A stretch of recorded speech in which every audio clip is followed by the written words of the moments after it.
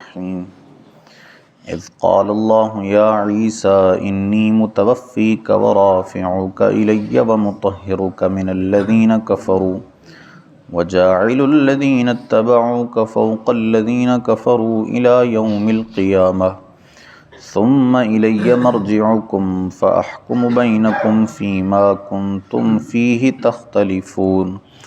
فأما الذين كفروا فأعذبهم عذابا شديدا في الدنيا والآخرة وما لهم من ناصرين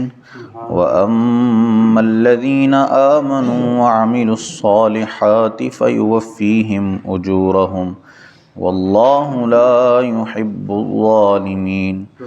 ذلك نتلوه عليك من الآيات والذكر الحكيم الصلاة والسلام عليك يا سيدي يا رسول الله وعلى آلك وأصحابك يا سيدي يا حبيب الله الصلاة والسلام عليك يا سيدي يا نبي الله وعلى آلك وأصحابك يا سيدي يا نور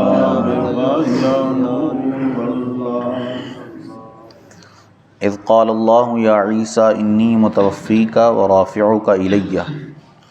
یاد کرو جب اللہ نے فرمایا اے عیسیٰ میں تجھے پوری عمر تک پہنچاؤں گا اور تجھے اپنی طرف اٹھا لوں گا، ومطہرک من الذین کفروا، اور تجھے کافروں سے پاک کر دوں گا، وجاعل الذین اتبعوک فوق الذین کفروا الی یوم القیامہ، اور تیرے پیروکاروں کو قیامت تک تیرے منکروں پر غلبہ دوں گا، ثم الی مرجعکم، پھر تم سب کو میری طرف لوٹ کر آنا ہے، فاحکم بینکم فیما کنتم فیہ تختلفون، تو میں تم میں فیصلہ فرما دوں گا جس بات میں جھگڑتے ہو۔ اس آیہ مبارکہ میں سیدنا عیسیٰ علیہ السلام کے حوالے سے مختلف باتیں ذکر کی گئی ہیں۔ سب سے پہلی بات کہ اللہ عز و جل نے ارشاد فرمایا کہ میں آپ کو پوری عمر تک پہنچاؤں گا۔ اب اس لفظ سے قادیانی لوگ جو ہیں، مرزائی لوگ، وہ یہ ثابت کرتے ہیں معاذ اللہ کہ حضرت عیسیٰ وفات پا چکے ہیں، فوت ہو چکے ہیں۔ اب یہ جو متوفی کا والا لفظ ہے، اس کے عربی میں مختلف معنی ہوتے ہیں۔ عربی میں اس کا جو اصل حقیقی معنی ہے وہ اس کا معنی ہے پورا ہونا، مکمل کرنا کسی چیز کو، اور ایک دوسرا اس کا معنی ہے وہ حقیقی اس کا معنی نہیں ہے بلکہ اس کا مجازی معنی ہے۔ بعض اوقات ایک لفظ ہوتا ہے اس کا حقیقی معنی کچھ اور ہوتا ہے اور مجازی معنی کچھ اور، جیسے اسد ہے۔ اسد عربی میں شیر کو کہتے ہیں، لیکن یہ بہادر بندے کے لیے بھی اسد کا لفظ استعمال کیا جاتا ہے۔ تو جب اسد شیر کے لیے استعمال ہو تو وہ مطلب ہے کہ اپنے حقیقی مطلب میں استعمال ہو رہا ہے، لیکن جب اسد بہادر شخص کے لیے استعمال کیا جائے تو گویا وہ اپنے حقیقی مطلب سے نکل کر مجازی مطلب کے اندر چلا گیا۔ اسی طرح یہ متوفی کا والا لفظ ہے، اس کا حقیقی جو اصل معنی ہے وہ ہے پورا ہونا، مکمل کرنا، اور اس کا جو مجازی معنی ہے وہ ہے فوت ہونا۔ مجازی معنی فوت ہونا ہے۔ تو جب عربی کا یہ قاعدہ ہے کہ حقیقی معنی تب تک نہیں چھوڑا جاتا جب تک کوئی دلیل موجود نہ ہو مجازی معنی کی طرف جانے کی، حالانکہ یہاں پر جو ہے وہ حقیقی معنی چھوڑنے کی کوئی دلیل موجود نہیں ہے، بلکہ حقیقی معنی مراد لینے کی کئی ساری حدیثیں موجود ہیں، جس سے یہ ثابت ہو جاتا ہے کہ یہاں متوفی کا سے مراد پورا ہونا ہی ہے، وفات والا معنی یہاں مراد نہیں لیا جا سکتا، کیونکہ حدیث پاک میں ہے سرکار اکرم صلی اللہ علیہ وسلم نے ارشاد فرمایا کہ سیدنا عیسیٰ علیہ السلام میری امت میں خلیفہ ہو کر نازل ہوں گے اور پھر 40 سال تک یہاں رہیں گے اور ان کی اولاد بھی ہوگی، اور اس کے بعد اللہ عز و جل انہیں وفات دے گا۔ تو یہ حدیث پاک جو ہے یہ اس بات پر دلالت کرتی ہے، کیونکہ ہم نے قرآن حدیث سے ہی سمجھنا ہے نا،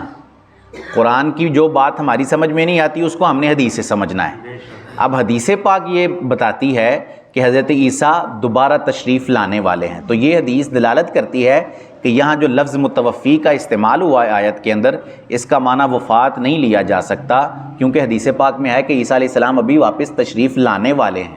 تو یہ جو مراد لیتے ہیں اس سے یہ مرزائی لوگ، یہ بالکل غلط ہے، اور یہ عیسائیوں کی ایک طرح سے پیروی کرتے ہیں، کیونکہ عیسائیوں کا بھی یہی عقیدہ ہے کہ حضرت عیسیٰ معاذ اللہ فوت ہو چکے ہیں، ان کو سولی چڑھا دیا گیا تھا، اب وہ دنیا میں تشریف لانے والے نہیں ہیں۔ مسلمانوں کا جو صحیح مسلمان ہیں ان کا یہی عقیدہ ہے کہ سیدنا عیسیٰ ابھی بھی زندہ ہیں، اللہ نے ان کو آسمانوں پر اٹھایا، کیونکہ اس سے اگلے لفظ اللہ نے خود ہی ارشاد فرمائے انی متوفی کا، میں تمہیں پوری عمر تک پہنچاؤں گا، ورافعوک الیہ، اور میں تجھے اپنی طرف اٹھا لوں گا۔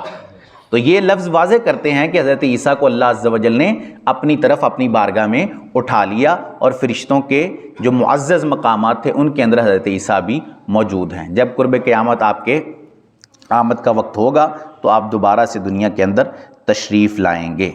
تو جو یہ عقیدہ رکھے کہ معاذ اللہ سیدنا عیسیٰ علیہ السلام وفات پا چکے تو وہ مسلمانوں کے عقیدے سے بالکل خارج ہے، اس کا مسلمانوں کے عقیدے کے ساتھ کوئی تعلق نہیں۔ اور آپ کو یہاں بہت سارے مسلمان بھی نظر آئیں گے، یہ جاوید غامدی نام کے، آپ نے سنا ہوگا، جاوید غامدی بہت مشہور ہے، یہ دنیا ٹی وی پر پہلے اس کا پروگرام چلتا تھا، اب شاید نہیں چلتا۔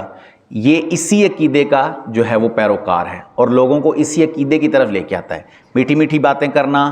اور دین کی ایک طرح سے نئی شکل بنا کے لوگوں کے سامنے پیش کرنا، اور لوگ چونکہ وہ آسان باتیں بتاتا ہے اسی لیے لوگ اس کے پیچھے زیادہ چلتے ہیں۔ لوگ یہ نہیں دیکھتے کہ شریعت کیا کہہ رہی ہے، لوگ اپنا فائدہ اور آسانی دیکھتے ہیں، چونکہ وہ مسئلہ آسان بتا رہا ہے۔ اس نے پردے کے مسئلے کے اندر پتہ نہیں کیا کیا چیزیں ثابت کر دی ہیں، اس نے ختم نبوت کے مسئلے کے اندر یہ کہہ دیا ہے کہ جب تک جس بندے نے ایک دفعہ کلمہ پڑھ لیا ہے چاہے وہ بعد میں جو مرضی کرتا رہے اس کو کوئی بندہ اسلام سے خارج نہیں کر سکتا۔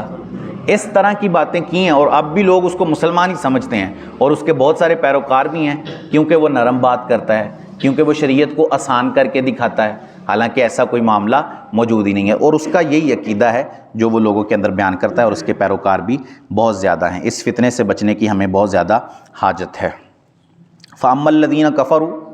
تو وہ جو کافر ہوئے، فَأُعَذِّبُهُمْ عَذَابًا شَدِيدًا فِي الدُّنْيَا وَالْآخِرَةِ، میں انہیں دنیا و آخرت میں سخت عذاب کروں گا، وَمَا لَهُم مِّن نَاصِرِينَ، اور ان کا کوئی مددگار نہ ہوگا۔ وَأَمَّا الَّذِينَ آمَنُوا، اور وہ جو ایمان لائے، وَعَمِلُوا الصَّالِحَاتِ، اور اچھے کام کیے، فَيُوَفِّيهِمْ أُجُورَهُمْ، اللہ انہیں ان کا انعام پورا دے گا، وَاللَّهُ لَا يُحِبُّ الظَّالِمِينَ، اور اللہ ظالموں کو پسند نہیں فرماتا۔ ذَلِكَ نَتْلُوهُ عَلَيْكَ مِنَ الْآيَاتِ، یہ ہم تم پر پڑھتے ہیں کچھ آیتیں، وَالذِّكْرِ الْحَكِيمِ، اور حکمت والی نصیحت۔ یعنی جو کافر لوگ ہیں وہ دنیا میں بھی عذاب کے اندر ہی مبتلا رہیں گے، یعنی دنیا میں اس طرح عذاب کے اندر کہ قتل کیے جائیں گے، قید کیے جائیں گے، یا جب مسلمان حکومت قائم ہوتی ہے تو کافروں پر جزیہ قائم کیا جاتا ہے، تو اس طرح دنیا میں ان کو عذاب دیا جاتا ہے، اور کل بروز قیامت جہنم کا جو عذاب ہے وہ ان کے لیے سخت ہی ہے، اور اس عذاب کے اندر انہیں ہمیشہ موجود رہنا ہے۔ ان مثل عیسیٰ عند اللہ کمثل آدم، عیسیٰ کی مثال اللہ کے نزدیک آدم کی طرح ہے۔ خلقہ من تراب، اسے مٹی سے بنایا، ثم قال له کن فیکون، پھر فرمایا ہو جا تو وہ فوراً ہو گیا۔ نجران کے کچھ عیسائی سرکار کی بارگاہ میں حاضر ہوئے اور کہنے لگے کہ کیا حضرت عیسیٰ کے بارے میں آپ کیا عقیدہ رکھتے ہیں؟ سرکار نے وہی فرمایا کہ وہ اللہ کے سچے نبی تھے، اور اللہ نے کنواری پاک مریم کو ان کو اپنے کلمہ کن سے عطا فرمایا تھا۔ اب وہ اس بات پر غصہ ہو گئے اور کہنے لگے کہ یہ کیسے ممکن ہے؟ آپ نے کبھی کوئی بغیر باپ کا بیٹا دیکھا ہے؟ کبھی ایسا دنیا میں ممکن ہوا ہے کہ باپ موجود نہ اور بیٹا دنیا میں آ جائے؟ اب اس سے وہ معاذ اللہ مراد لے رہے تھے کہ گویا اللہ حضرت عیسیٰ اللہ عز و جل کے بیٹے ہیں معاذ اللہ۔ تو اس پر سرکار صلی اللہ تعالیٰ علیہ وسلم نے انہیں جواب یہ ارشاد فرمایا، یہ آیت نازل ہوئی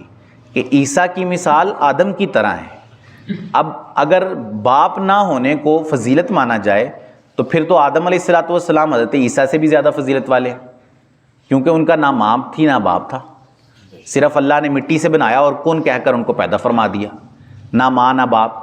تو پھر معاذ اللہ حضرت آدم کے بارے میں یہی عقیدہ ہوگا، حالانکہ عیسائیوں کا حضرت آدم کے بارے میں یہ عقیدہ نہیں ہے۔ عیسائی حضرت آدم کو اللہ کا نبی اور مخلوق ہی مانتے ہیں، لیکن یہاں حضرت عیسیٰ کے معاملے میں آ کر کہتے ہیں کہ چونکہ ان کا باپ نہیں تھا اس لیے وہ معاذ اللہ اللہ عز و جل کے بیٹے ہو گئے، اور یہ بالکل غلط عقیدہ ہے۔ جب حضرت آدم کو اللہ نے کن کلمے سے پیدا فرمایا اور وہ معاذ اللہ اللہ کے بیٹے نہیں ہیں، تو یہاں حضرت عیسیٰ بھی اگرچہ باپ نہیں ہیں لیکن اللہ کی قدرت ہے کہ وہ اپنے کلمہ کن سے جو چاہے فرما سکتا ہے۔ اس نے کلمہ کن کہا اور حضرت عیسیٰ وجود میں تشریف لے آئے۔ تو یہ عیسائیوں کا عقیدہ بالکل غلط ہے۔ اللہ عز و جل سے دعا ہے کہ اللہ عز و جل ہمیں قرآن کی فہم عطا فرمائے، آمین بجاہ خاتم النبیین صلی اللہ علیہ وسلم۔ اللہم صلی علی سیدنا و مولانا محمد معدن الجود والکرم وعلی آلہ واصحابہ وبارک وسلم۔ مالک کریم عز و جل نماز فجر ادا کرنا، درس کرنا، سننا اپنی بارگاہ میں قبول فرما۔ نماز کی غلطیاں، درس کی غلطیاں، ہمارے سارے گناہ معاف فرما۔ ہم سب کی، ہمارے ماں باپ کی اور رسول اللہ صلی اللہ علیہ وسلم کی ساری امت کی بخشش فرما۔ ہم سب کو خلوص و استقامت سے 5 وقت باجماعت نماز پڑھنے کی توفیق عطا فرما۔ ہم سب پر، ہمارے گھر والوں پر اپنی رحمت کی نظر فرما۔ سبحان ربک رب العزت عما یصفون وسلام علی المرسلین والحمد للہ رب العالمین، وصلی اللہ تعالی علی حبیبہ سیدنا و مولانا محمد وعلی آلہ واصحابہ اجمعین برحمتک یا ارحم الراحمین۔